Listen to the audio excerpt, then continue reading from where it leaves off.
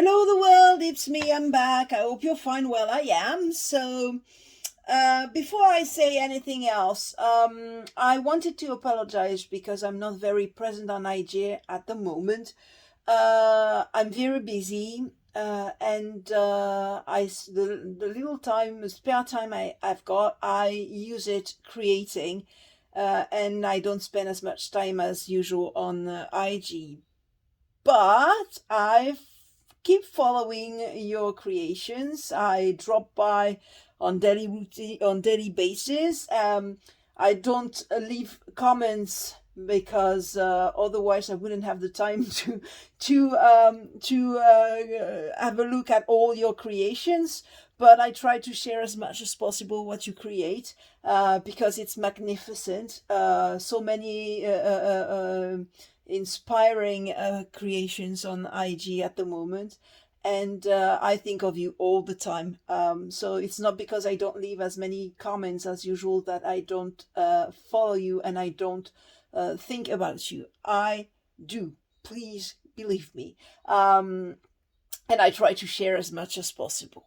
Well, this being said, I'm going to show you the project I've been working on for the last 4 or 5 weeks, and it's a project I called in Eileen's garden. And why have I called it so? It's because I watched on IG about a month ago, before I started the project, a video that Eileen Hull posted on a story, and it was about little foxes running around in her garden. And I loved the video. It was so cute. And okay, I said, these little foxy cubs, I love them, and I'm going to make a project about them. And as it was a video by Eileen Hull, I told myself, okay, I'm gonna get all the stuff that represents Eileen Hull for me. So I went on a website and observed the colors she uses, and which I suppose are our favorite colors. And well, pick the brown, pick the teal blue, pick the white, the green. So all the colors you can find on her website, and I had it little foxes. And it's a way of paying a tribute to her kindness to all the people that follow her. She's very, very kind to people, and well, sometimes it's good to say thank you. I've met many, many kind people on Instagram. Really, this community is amazing, and many of you know how much I care about them. So I'm not going to go further because otherwise I'm going to start crying, and this is not the point. Okay, the point is to say thank you. Thank you, Eileen Hull, for all you've done and your constant encouragement. So it's called In Eileen's Garden, and you have the little foxes here. So I'm going to show you the project because the video I posted on Instagram is not very detailed. So this is the front cover of the project. Okay, I'm trying to catch the light so that you can see that it's all shimmery and glittery. There we are. This is the back. Okay, with another little fox trying to catch a falling falling leaves. Sorry. There we are. So here a little label with an acorn, okay, that you can find here too, that I made myself. I'll tell you later on about it. And this is the spine, okay, and this is the spine. So here we are. I'm gonna show you, okay, little rhinestones here, okay. Now if I open the passport book, you have, first of all, you'll have 2 bookmarks. Okay, this is the first one. There we are. And this is the second one. So once again, the little foxes and the colors. Okay. Now, inside the journal itself. You have, okay, a pocket here that I made with Eileen Hull's die. I'll tell you about the things I used later on, because otherwise I'm gonna go totally uncontrolled. So this is the first notebook. So you have there we are. That's the inside, so you can find the, once again, the same little foxes, cub, or foxy cubs, I don't know, cubs here. Okay, I don't know if you see how shimmery it is. Yes, I hope so. That's the second, that's the back of the notebook. So that's the second one. Okay, simpler, but I love it nevertheless. There you are. So that's the inside. Once again, I reinforce each time. I reinforce the places where the elastic cords could tear the paper apart. So that's the back cover and the last notebook. There we are. See, so a little cub here and rhinestones on the tree. Inside it's very simple. Oh, I forgot to brush the glitter away before I make the video. I shoot the video. Oh, never mind, I'll do it afterwards. And that's the back, okay, of the notebook. And that's the other, okay, the other cover, inside cover, back cover. And here you have a little scratchy stuff, so you can put things on, I don't know, whatever you want. And here a little blue stuff, okay, clip to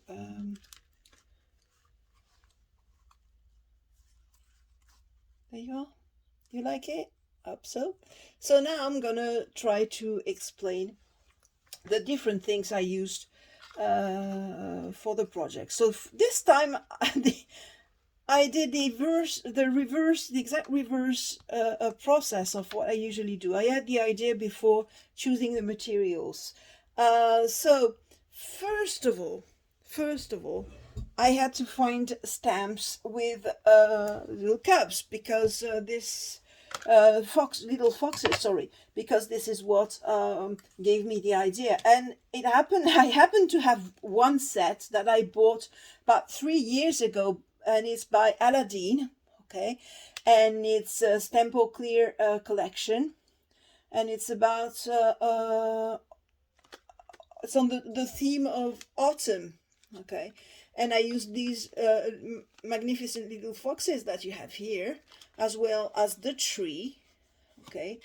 And that's something I loved very much. First, I wanted to add birds and so on, and I didn't. In the end, I didn't choose this option. I said to myself, I'm gonna keep on with my little foxes, and that's it. So use these two. So now I was sure I had the stamp set. Okay, I told myself, okay, now I have to choose the papers. The fact is that I was to follow a color combo that I decided to adopt, because I wanted to have the colors that you can find on Eileen Hull's website. So I chose as a base this color by Pébéo, which is a French brand, and it's a blue green which is iridescent, so it's really beautiful, just little shimmery, but it was too blue and too green. So I use my gel press to make the backgrounds, okay. Use the gel press, and voluntarily left spaces in which there weren't any paint. And then afterwards, when it was dry, I took my tool, okay, my blending tool, and these two colors of Distress ink, okay, antique linen and vintage photo. And I don't know if you can see on the video, but I used them to fill in these gaps that had been left white, and give this little distressed look to the blue, okay, to the teal blue. So this is what I did, and well, I loved it. So I made the background first. Then with the background I had to find a brown paper that would suit the general theme of my journal. And this brown paper I used, for this brown paper I used is a pad of pad that I found on Amazon about a year ago, 2 years ago, I don't remember exactly. And it's a very nice collection of papers, and it's called Paper Addicts, and this collection is called Lost Forest. And there are 12 by 12 papers, and sheets of paper, sorry. And you see, the themes are beautiful. And I chose, where is it? Come on. So I chose this one because I love Blade. So I had Blade here, and I had autumn leaves here, and all the colors I wanted. Okay, I have, look, I have blue, I have green, I have brown. I just needed to add white. That's what I did with the embossing powder. So very quickly I decided that the embossed elements, some of the embossed elements on my cover would be with white embossing powder. And here I used the white embossing powder by Ranger, which I like very much. It's perfect. Okay, it's one of the best I've ever used. So I tried other brands, but this one, I love it. I just can't do without it. So it's the white one. So this is what I write on the cap, because I don't want to mix it and use it as a sticky powder, or the reverse, which would be a catastrophe. So so this is what I did. Okay, I have plenty of embossing powders this color, and I don't want to make mistakes, so I wrote white on the cap, not to mix it with frosted crystal and sticky embossing. So this is the one I used. And then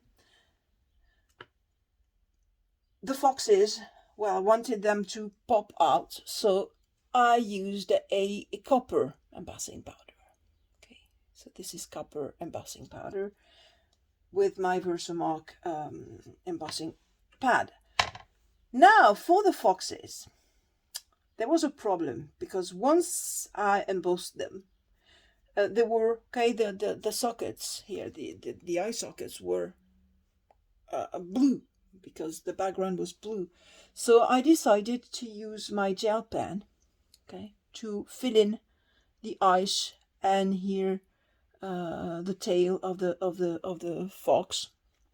And I added a little rhinestone, black rhinestone on the muzzle, so okay, so that it gives its face a, let's say, some dimension.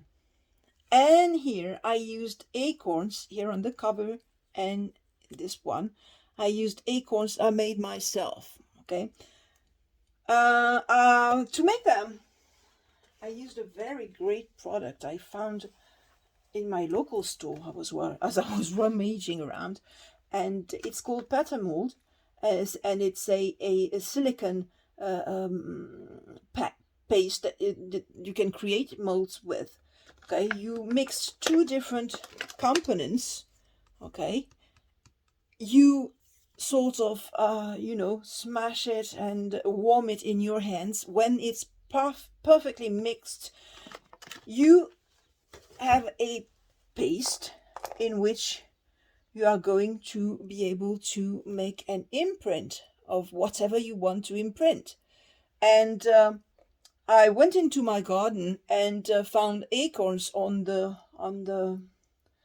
that was last autumn. Of course, it wasn't 1 month ago. There is no acorn left at that time of the year, but it was at last autumn, and I made a whole bunch of them. Okay, with webpam, which is made with glue mostly, and corn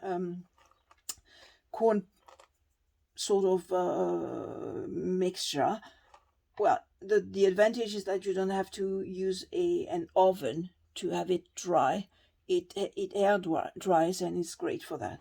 So I made a bunch of them. Okay, this is what I got, and I tried to keep the colors as neutral as possible. And if ever I want them to be more flashy or glittery or whatever, I had the finish I want. Okay, so I made them myself. So these are acorns from my garden, imprinted forever. So I did it for the cat as well. Okay, this is the whole stuff, and for the cat as well. Now that was settled. I chose so I had chosen the paper, I chosen the colors, I chosen the stamps, and I started all the work. And as I went along, there was something missing here. Okay, it felt very empty, and I told myself, what am I going to add? And I remember that when I bought my sidekick, there was a set by a set of clear stamps enclosed in the packaging, and it's by Tim Holtz. And I said, oh, I might use this. I really might. And I remember as well that there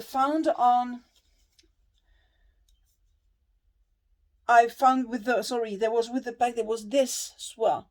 Okay, there was the embossing folder by Sizzix, and I told myself, okay, there's something I can do here. And I did this. A little label here that I cut with my scissors.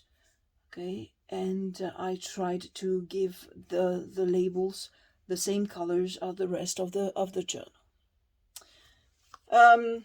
Now, once again, you know that I'm not always satisfied with letting things the way they are. And there was something missing, and the thing that was missing, of course, was glitter. I couldn't help it. I needed glitter, so I took my glitter paint by Sizzix, and the collection, that's by Aladine. Okay, and the collection is Sizzix Diamond, and used 3 different colors. This one is turquoise or teal. This one is copper. Okay, and this one is a light green. Okay, and I didn't want to put too much of this on the paper, so I did it all around the edges, and everywhere it was brown. Okay, and on the soil, because I wanted the soil to be remnants of a forest, of a soil in the forest. So, okay, always at the bottom and at the top, to figure out a blue, shiny blue sky. Okay, so this is, and inside you have, everywhere it's brown, I just put a few glitters, either a blue, teal blue. I don't know if you can see it clear on the video. I don't know. It does in real life, but... And there we are. Okay, and everywhere the same pattern. On the ground it's green and copper. Okay, and in the sky it's mostly blue. So here we are. Here I added a little... so this is the point with me. When I make a project, there are die cuts everywhere, and I don't always I don't always find them back. I don't know where I abandoned them, but these two are by Eileen Hull too, okay? These two are dies by Eileen Hull, and Sizzix, and I don't know where I put them. I found my labels.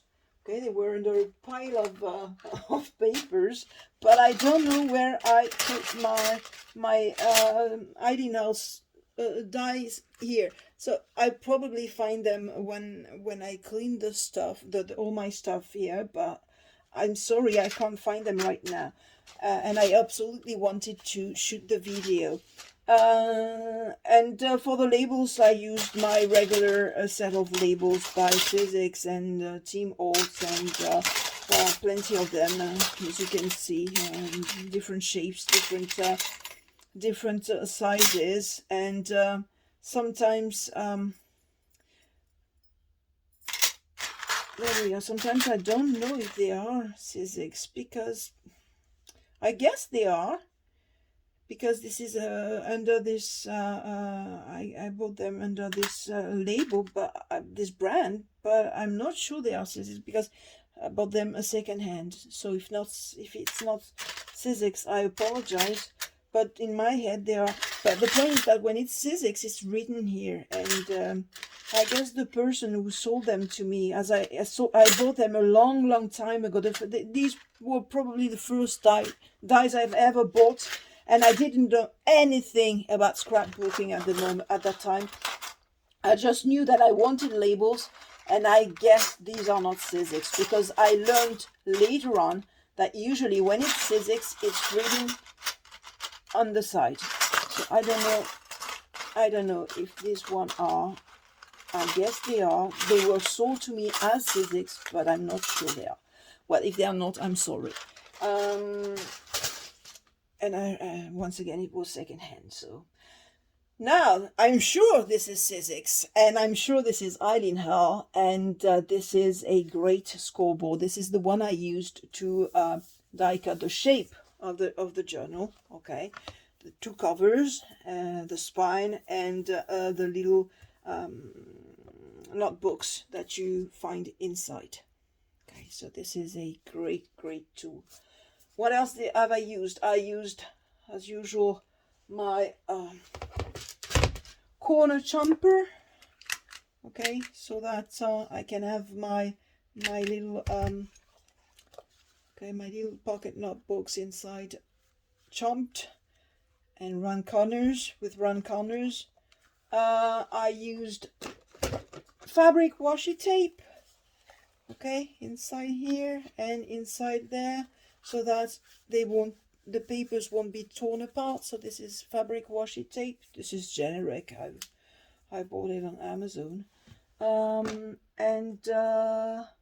No, this one I didn't buy on Amazon. I bought it at my supermarket. Okay, it was for Christmas, and they had a huge set of fabric washi tape, about, let's say, 200 rolls, I guess, for $10, the equivalent of $10, and I just jumped on them because it was really cheap. That was about 4 years ago, and oh my, I love this. I love this this fabric washi tape. The point is that very often on my projects, in order not for them to be, to get a way to be torn off, I usually glue them to the support, so that they won't budge. Okay, so as you can see here, because otherwise, after opening and closing your journals thousands of times, well, they all